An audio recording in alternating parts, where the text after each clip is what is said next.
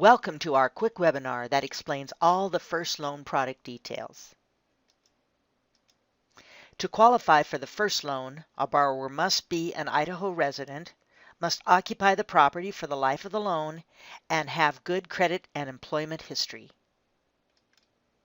Additionally, borrowers cannot have owned a home in the past 3 years unless they plan to buy one in one of these targeted areas.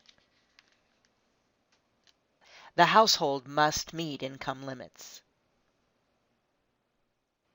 The property is subject to sale price limits.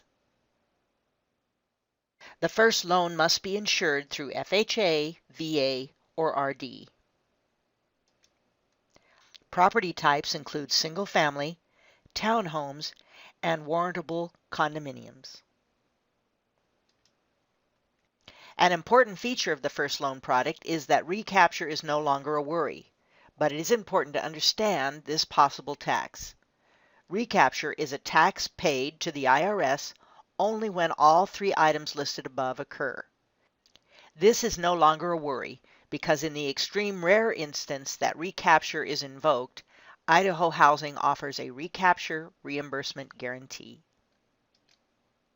In May 2004, Idaho Housing began reimbursing borrowers affected by recapture except those who add a second wage earner to the household within 1 year of closing. There are 3 tests borrowers must pass to trigger a recapture tax. They must realize a gain at the time of the sale. They must be selling within the first 9 years of ownership, and their taxable income must exceed the income limit for the year in which the home is sold. If you have specific questions about the first loan, you can email them to resloan@ihfa.org or call 1-800-219-2285. Thank you for taking the time to learn more about Idaho Housing's first loan. We value your partnership in helping to make housing more affordable for everyone.